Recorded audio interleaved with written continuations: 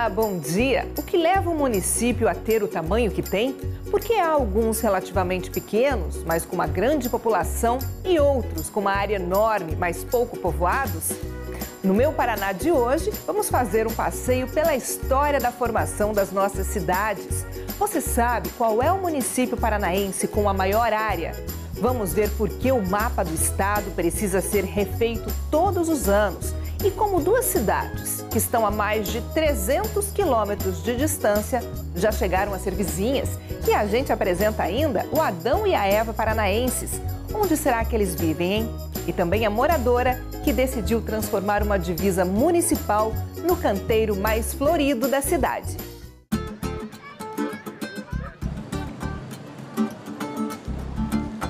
$11,5 milhões de habitantes fazem do Paraná o quinto estado mais povoado do Brasil. É uma população maior que a da maioria dos países, como Portugal, Israel ou nosso vizinho Paraguai. Na média, são 57 habitantes por quilômetro quadrado. Mas a média sempre esconde os extremos. É fácil visualizar a grandiosidade dessa população quando se olha para regiões cheias de edifícios como esta. Mas no mesmo estado em que se vê milhares de pessoas morando em poucos metros quadrados, a gente encontra também o oposto. Poucas pessoas morando em quilômetros de extensão. É uma curiosa distribuição.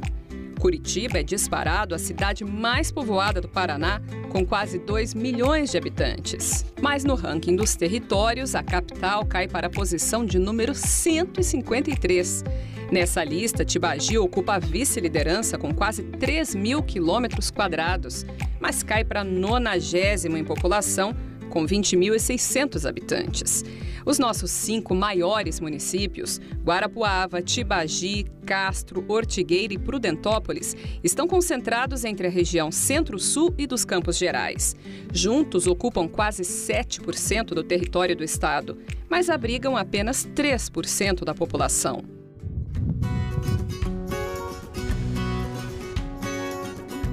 É neles que encontramos boa parte dos rincões paranaenses, lugares em que isolamento e distância social já eram regra há muito tempo antes dessas expressões ficarem populares. Recantos tão pouco povoados que nos remetem aos primórdios da civilização, ainda mais quando você ouve o nome deste casal. Como que o senhor chama? Adão. E a senhora? Eva. E como é que Adão e Eva se conheceram? Vocês? Primeiro foi meu irmão namorou a irmã dele, daí fiquei conhecendo. Daí o meu irmão casou com a irmã dele e eu casei com ele. E aqui vocês acharam um pedacinho do paraíso? Eu acho melhor bem aqui, né? Que é outra vida. Adão e Eva vivem no ponto mais remoto de Ortigueira, nos Campos Gerais. Tiram o sustento do plantio de buchas num pequeno sítio localizado no assentamento Libertação Camponesa. Até o centro do município são quase 50 quilômetros por estradas de terra, mais de 60 por rodovia asfaltada. Mas eles dizem não se incomodar com a distância. Bom, e agora tá bom, porque antigamente era ruim, né? Mas agora melhorou bastante, era estrada, não tinha, saúde. Agora melhorou na saúde, melhorou na estrada. Então, tá bom, pra mim tá bom. Vocês trocariam essa vida aqui hoje pela vida na cidade? Não, né? Não. Por quê? Acostumou aqui já. No sítio é outra vida, né? Na cidade eu não costumo mais, não.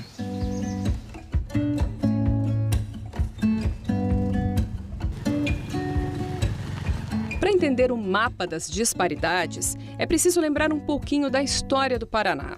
Os gigantes territoriais do estado estão em áreas de colonização mais antigas. Foram ocupadas entre os séculos XVIII e XIX por colonos europeus e tropeiros. Eles estabeleceram uma forte tradição agropecuária em grandes fazendas, modelo que perdurou mesmo com a entrada de outros imigrantes e que deu origem a extensos municípios. Nos Campos Gerais havia vocação da pecuária de leite e, com o advento da cultura mecanizada da soja, lá virou um celeiro da agricultura mecanizada. Então, ali permanecem as grandes extensões, as cidades são relativamente mais distantes uma das outras. Aqui na região norte, a história foi diferente. Tivemos uma colonização planejada. Loteadores ingleses, em parceria com o governo brasileiro, dividiram a área em pequenos lotes agrícolas para atrair colonos de todo o país, interessados em plantar principalmente café. E esse modelo incluiu polos de produção a cada 100 quilômetros, o que deu origem a cidades como Londrina, Maringá e Cianorte. E entre elas, colocaram entrepostos a mais ou menos 15 quilômetros de distância, o que gerou cidades como Cambé, Rolândia e Arapongas. Se você já tinha notado essas distâncias mais ou menos uniformes, agora já sabe que não foi por acaso.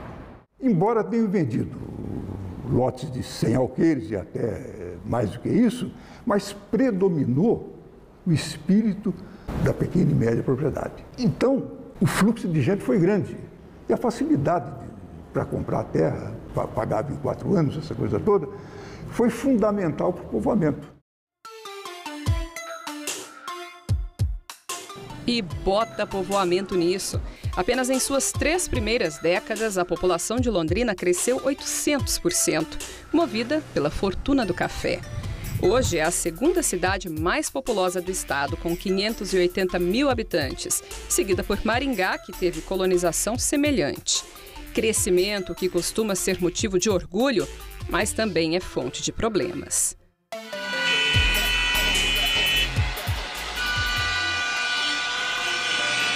Ainda mais porque até dentro das cidades a distribuição demográfica é desigual. Enquanto sobram vazios urbanos, outras áreas estão superpovoadas. De uma certa maneira, todos os projetos que nós temos habitacionais para contemplar, eles acabam sendo concentradores por causa de custo. E aí quem paga o preço? A estrutura viária, principalmente, né? E se conquistar alguns metros quadrados dessa imensidão de moradias empilhadas é o sonho de muitos, outros querem mais fugir para longe. E lugar para isso, como a gente viu, não falta nesse Paranazão. O Pedro fez esse movimento. Cansado de passar aperto financeiro e ainda sofrer com os problemas da cidade grande, mudou-se de Londrina para uma comunidade rural na metade do caminho entre Ortigueira e Itamarana nos anos 90. Aqui a distância impõe alguns obstáculos. Carta não chega aqui. Como é que faz? As correspondências chegam nos correios ou de Itamarana ou de Ortigueira. Então, se pegar fogo aqui no lugar do abate, é aquilo que eu te disse, né? Só Deus para acudir, né? Porque até que chegue um corpo de bombeiro, é complicado, né? Pouco tempo atrás mesmo, caiu um eucalipto em cima da rede, que jogou em cima da cerca. E quando o bombeiro chegou, já tinha queimado tudo. Quer dizer, o que não deu prejuízo, porque a população se reuniu e apagou. Mas para este funcionário público, que hoje trabalha numa escola rural, as vantagens são infinitamente maiores. O lado bom é o sossego, condições para produzir, para trabalhar, mais tranquilo, como diz, do mundo mais caipira, como se diz, né, do frango caipira, do povo caipira, né, acaba segurando a gente num lugar tão mais distante.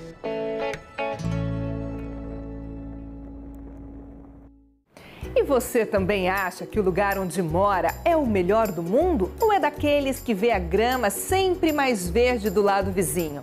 No próximo bloco, a gente vai te mostrar que os limites entre as nossas cidades mudaram muito até chegarmos ao atual mapa do Paraná. Você consegue imaginar Londrina, vizinha de Guarapuava, que está a 300 quilômetros de distância? A gente te conta como e quando isso foi possível, logo depois do intervalo.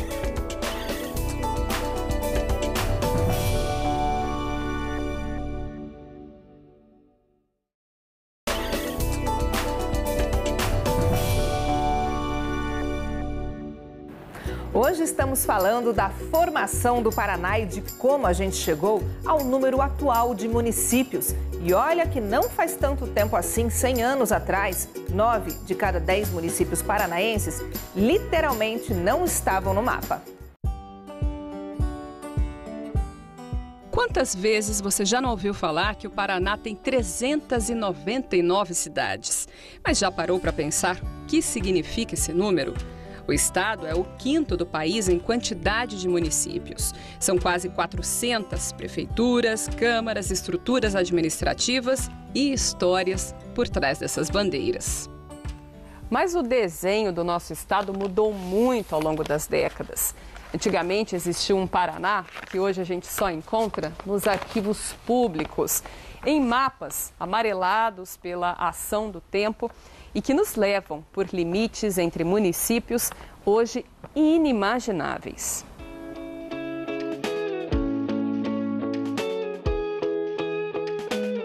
Entre o fim do século XIX e o começo do século XX, as próprias divisas do estado eram diferentes e ainda incertas. Disputas de terras entre paranaenses e catarinenses se arrastaram durante anos na justiça e nas trincheiras.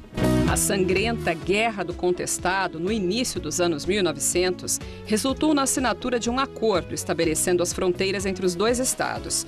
Este mapa de 1919 já mostra o contorno do Paraná como o conhecemos hoje, mas naquele ano o estado só tinha 39 municípios. Londrina, hoje o 2º maior município paranaense, só surgiria anos depois, na década de 30. O Arquivo Municipal guarda em rolos de filmes documentos da fundação da cidade que trazem revelações interessantes sobre o antigo traçado do Paraná. Datado de 1934, o decreto número 1 descreve as divisas de Londrina. Seguindo o curso de rios, o município confrontava com o estado de Mato Grosso, com o município de Tibagi e até com Guarapuava. São limites que soam absurdos nos dias de hoje. Atualmente, se eu quiser embarcar aqui na rodoviária de Londrina rumo a Guarapuava, eu vou gastar mais de R$100 na passagem e permanecer pelo menos 6 horas dentro de um ônibus, parando em vários pontos por esse trajeto. Como é possível, então, que duas cidades tão distantes fossem vizinhas nos anos 30? A resposta está na genealogia dos municípios paranaenses. Um gráfico mostrando como cidades foram se desmembrando e dando origem a outras. Com isso, territórios encolheram e municípios que um dia foram vizinhos foram se distanciando. No estado do Paraná, na década de 40, 50, nós tivemos o surgimento de quase 100 municípios novos naquele período. Nós tivemos bons ciclos no Paraná, na década de 60, 70, 126, depois aqui no período já após Constituição de 88 mais 76, chegando aos 399 municípios que estão instalados desde 1997, praticamente. Tamarana foi um dos últimos municípios criados no Paraná. Até 1996 era um distrito londrinense. Em plebiscito, moradores votaram pela emancipação. A cidade fica a quase 60 quilômetros do centro de Londrina e ilustra um movimento comum na história. Municípios que surgiam da insatisfação de comunidades rurais com demandas que não eram atendidas pelas administrações municipais. Tamarana foi dotada de uma estrutura pública, financeira. É lógico que, na verdade, foram recursos que foram rateados de outros municípios que já existiam, porque o bolo era o mesmo, e passaram naquele primeiro momento para lá. Nos últimos anos, as regras para a criação de novos municípios ficaram mais rígidas. Existe até uma proposta de emenda à Constituição para extinguir municípios brasileiros com menos de 5 mil habitantes e baixa arrecadação de impostos. No Paraná, 64 cidades poderiam deixar de existir. Ainda não se sabe se a PEC será aprovada pelo Congresso, mas o que muitos acreditam é que de 399 municípios, o Paraná não passa mais. Novos municípios, acho que não serão mais criados.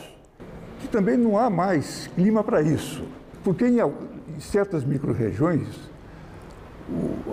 a agroindústria, no caso, se consolidou. O panorama físico do Paraná, não haverá um outro retalhamento. O que não quer dizer que o traçado do estado não seja dinâmico. O Instituto Água e Terra do Paraná edita um novo mapa todos os anos. Por incrível que pareça, a gente tem muitas situações de inconsistências nas divisas ou de falta de informação, e a gente tem que estar sempre discutindo isso, analisando as leis de criações dos municípios, e isso ocorre, e algumas vezes a gente tem que fazer uma alteração. Não seria uma alteração, seria uma correção na divisa, até porque a gente informa essa atualização de base para o IBGE, para a Secretaria da Fazenda, para que a distribuição dos recursos possam ser melhor distribuídos em todos os municípios do estado. Não é um trabalho fácil. É preciso encontrar marcos de limites criados há muito tempo, bem antes das modernas ferramentas de geolocalização. Antigamente, até nos registros de imóveis, os lotes, as referências deles no memorial descritivo tinham esse tipo de localização, enfim, de uma embuia, de uma figueira, enfim, de um marco que hoje a gente não consegue localizar. E há limites que até podem ser claros para as autoridades, mas que confundem os moradores. Muitas cidades cresceram e se misturaram de tal forma que é difícil saber onde uma termina e a outra começa. Motoqueiro, entregador, caminhoneiro, é o tempo todo. Wagner trabalha perto de um dos limites entre Londrina e Cambé. É tudo tão misturado que até o Ribeirão, que leva o nome de Cambé, pertence às duas cidades. Esse Ribeirão aí é uma confusão, né? Porque ele vai de Cambé e depois ele passa para Londrina. Eu teria uma sugestão, porque senão ele fica metade Cambé, metade Londrina. Mistura os dois nomes e põe nome nele de Lombé, pronto. Este canteiro não divide apenas duas pistas de uma avenida, separa duas cidades. De um lado, Cambé, do outro, Londrina. No meio, Adete, cuidando do que é de todos. A cabeleireira decora e planta flores no espaço público por conta própria. Até gostaria de ter uma ajuda da administração pública. Mas de onde mesmo? Não sei em qual prefeitura se eu falo, se é de Cambé ou de Londrina, porque aqui é a divisa das duas cidades, né? Seria muito bonito poder fazer um jardim, cuidar desse canteiro, mais ainda, né? Eu sei que eu fiz um pouquinho, mas eu sei que pode fazer muito mais, né? Há 10 anos, Dete mantém um salão de beleza no lado londrinense da avenida. Há 3, resolveu morar em Cambé, depois de ter sofrido 2 tentativas de assalto em Londrina. Cambé eu acho que é mais tranquilo. Eu me sinto dividida, né? Eu fui para Cambé, mas eu tenho um amor muito grande por Londrina. A gente pode dizer que você é uma cidadã das duas cidades? Sim, das duas cidades. No mapa afetivo, os limites físicos podem ser mero detalhe. E você que nos assiste aqui no Meu Paraná é de qual região do estado? Compartilhe com a gente uma foto da sua cidade e confira depois a nossa galeria de fotos nas redes sociais. Obrigada pela companhia. Nós vamos agora para o Meio Dia Paraná, que traz tudo o que aconteceu nesta manhã de sábado na nossa região. Fique com a gente. Até mais.